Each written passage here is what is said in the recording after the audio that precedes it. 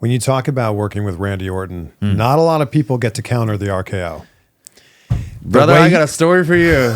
I got stories, guys. All fun stories. Let me take a little. What's F3, by the way? Let me get some. I haven't even cracked mine open. Here we go. Oh, that's delicious. So Randy, obviously, the GOAT, right? And taught me a lot. I'm forever indebted for our conversation. Randy's a late night texter, by the way. He'll text you back at 3 o'clock in the morning because he's up on his bus, just like, jeez. Yeah, I mean, because like when we get done with Raw and stuff, like you're just wired and you're up, Yeah, you know? And he's got someone taking care of him, so he's playing video games or whatever. So he'll get back to you at 3 a.m. But so much knowledge in just the short amount of time that I got to share with him in the ring. We're working a Hell in a Cell pay-per-view match at the event, not the match itself. We're at the pay-per-view. What do they call it now? PLEs. I'm sorry. Yes. I'm trying to stay hip to the lingo here. It's a cold match. There's no current storyline, but we just rely back. Like, well, earlier this year, you concussed me and I missed. Like, so that was the story. And Randy and I are talking about this match, and I was like, hey, I know how to counter the RKO. And again, you're just trying to be respectful. He's like, what do you mean? Like, what's the counter? And I was like, oh, I would do this. And I could see him thinking, and he's like, I'm more concerned for you, like he's talking to me, because if you botch that handstand, you're just gonna look like you botched the move. And they're gonna boo you because they love the RKO. So he's like, you have to hit this. And I almost feel like the extra pressure of him saying that made it worse. Because I'm like, yeah, I can do that all day. But he's like, no, you don't understand. Like, if you mess that up, you're going to look really bad to the office, to the fans. They're like, this guy can't even take an RKO. He's like, you're taking away something like, but he's like, if you nail it, like, man, he's like, you think you can do that? I'm like, absolutely, I can do this 100%.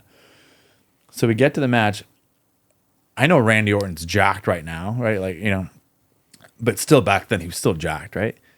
So when Randy jumps, you got to realize, like, I was like 175, 180 at the time. So when Randy jumps up and he grabs me, I was like, man, this is a massive dude. And I had all these calculations in my head. I'm like, wait, he's about to land on the mat.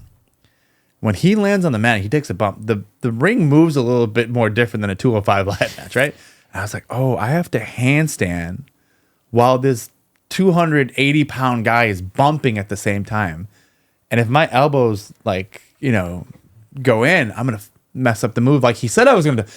And this is all playing in my head. I was like, dude, like, I'm going to mess this up. And like last second, I was like, you can't mess it up. And like with everything I got, I just grabbed the mat, counted the RKO. I roll him up. You see this audible gas, you know? Yeah, because we haven't seen it before. And it's still to this day, like another like really cool moment. Like, again, I just thought, I was like, oh, it's a cool move to counter. Like, people bring that up all the time. We do the finish, we get back. And I was forever, we come out, everyone's like high-fiving, and Randy puts it on, he's like, man, we should just put the kid over with that, and then just walks away. I was like, yeah, we should have, right? No, we're gonna do it again. But yeah, super cool to share the ring. And I thought it was really cool of him to allow me, because it's his finish, and he could have easily said hell no, Yeah. But he was so gracious of it, and like he told me some like really like deep stuff before. Like, he felt really bad about the concussion. Like, he obviously he was apologetic at the time, but like it's almost like a year or two after it, like him and I were just talking. He's like, hey man, like I never meant to tell you, but like I really messed up things for you, man. Like you were here. I go, Randy, like stuff happened, bro. I know it wasn't intentional. He goes, no, I just want to let you know, like it bugs me that I took that away from you. I was like, you didn't take anything away. Like, it happened, man. Like, look at all the stuff he's been through, surgery wise, and like his back. Like, you've given enough to but for him to say, I think it shows that, everyone talks about how much Randy's grown over the last few years. I think that's a testament to it too.